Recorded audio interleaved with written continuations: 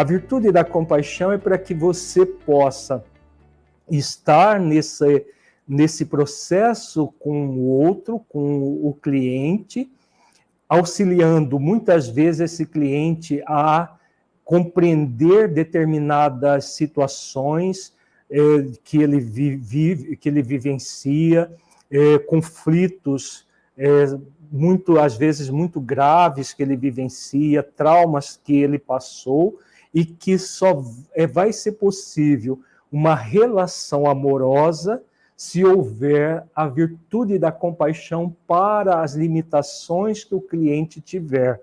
Porque a compaixão é a virtude que faz com que a pessoa, o terapeuta, ele cesse todo o movimento de julgamento, de condenação do outro, seja lá o que for que esse outro trouxer para o setting terapêutico.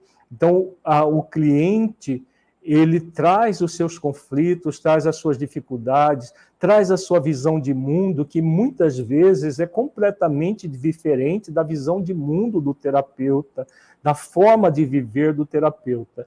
E aí o que é comum, se não houver o exercício da virtude da compaixão, o terapeuta entra em julgamento, ele entra em movimento de confrontar a sua visão de mundo com a visão do cliente, e mesmo que ele não fale nada para o cliente, ele entra num julgamento verbal, num julgamento mental, melhor dizendo, silencioso, da boca para fora, mas cheio de energia mental do julgamento, da condenação do outro, que é incompatível com a visão psicológica consciencial de terapia.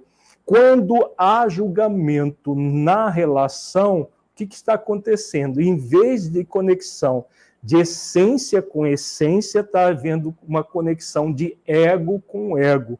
Então, a face mascarada do ego do terapeuta condena a face evidente do ego do cliente, né, que não vai dar boa coisa um processo assim. Se o terapeuta entra numa postura de pseudo-superioridade, de simplesmente ser alguém que tem valores e o cliente não tem valores, de que o cliente age dessa ou daquela maneira, e o terapeuta se coloca minimamente que seja numa posição de superioridade, o que vai estar acontecendo ali? Quando há minimamente uma situação de superioridade, o terapeuta assumiu a face mascarada do seu ego. Ele deixou de conectar com o ser essencial que ele é, conectar com o ser essencial que o outro é, para se conectar com o seu lado egóico mascarado. E aí esse lado egóico mascarado vai julgar e condenar o lado evidente do ego do outro. Então, lá dentro dele, ele vai falar, como que essa pessoa faz isso? Onde já se viu fazer isso? Mesmo que ele não fale nada.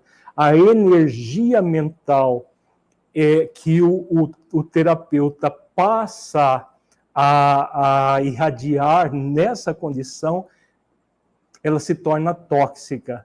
E aí o que acontece? O terapeuta deixa de ser terapeuta. Ele não vai ser de forma nenhuma terapeuta numa situação assim.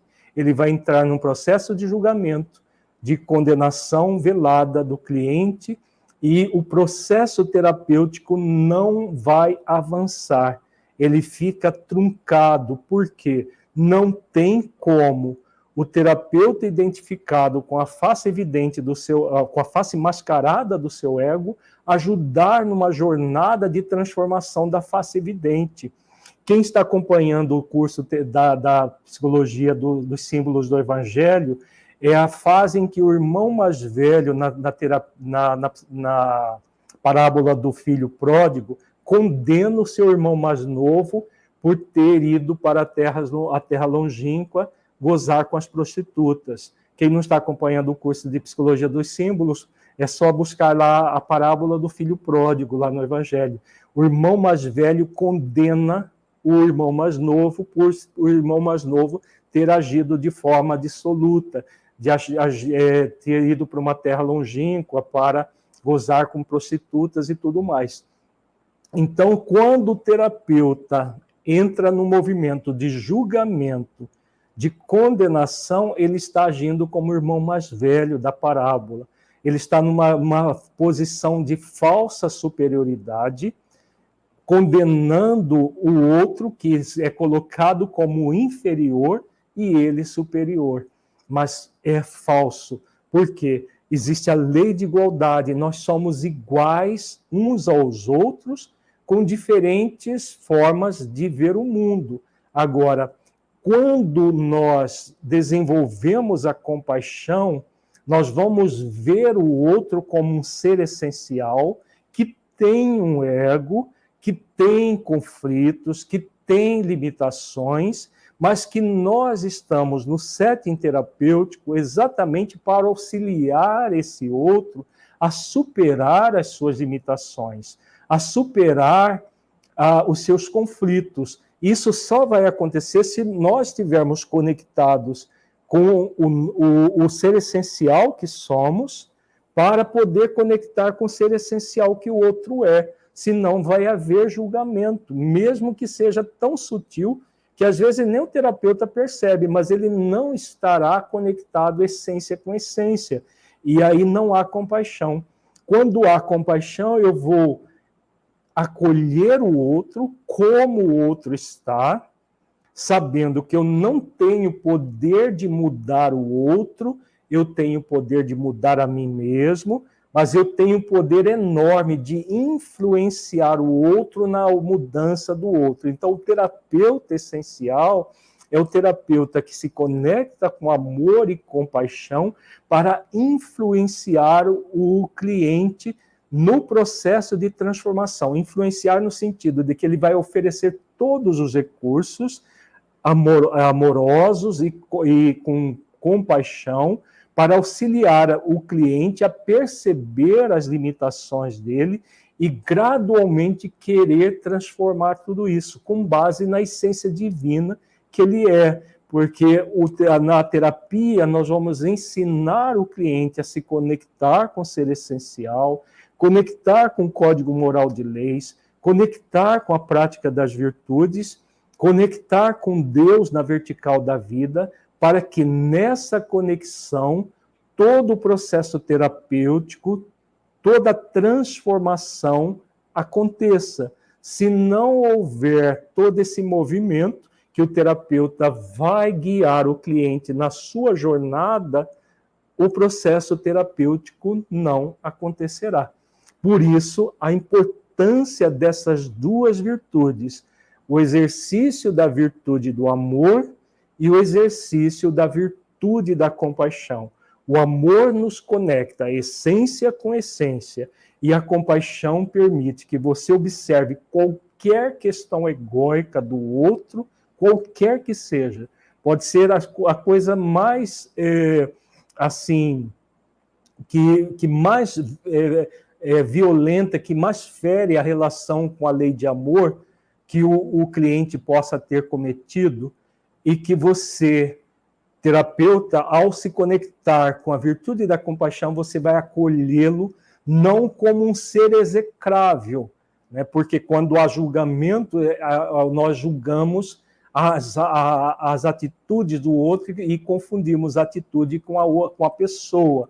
No sentimento de compaixão, nós nos conectamos com o ser essencial, compreendemos a atitude do outro para auxiliar esse outro a superar as limitações que ele traz dentro de si. Então, a compaixão, você vai acolher o seu cliente para auxiliá-lo a superar as limitações dele. Não há espaço algum para julgamento e condenação, mas para acolhimento e compreensão. Eu acolho o outro compassivamente. E aí eu me pergunto, como terapeuta, o que eu posso fazer, quais as ações mais significativas para este cliente compreender o que gerou todos esses conflitos, compreender os seus traumas dentro de uma visão mais profunda da vida, as suas experiências de desafio com um outro olhar, tudo que nós trabalhamos dentro da psicologia consciencial, eu vou compreender com esses olhos de compaixão, acolhendo que ele tem limitações, mas que ele não é uma pessoa limitada, é uma pessoa, ao contrário, capaz de superar todas as limitações. E é a virtude da compaixão que eu vou fazer com que eu abrace o cliente e o conduza nesse processo, sendo que ele vai aprender a caminhar com as próprias pernas. Eu abraço simbolicamente falando, para que ele possa caminhar na sua jornada terapêutica, oferecendo o seu melhor, sempre o terapeuta dando o seu melhor e o cliente também dando o seu melhor.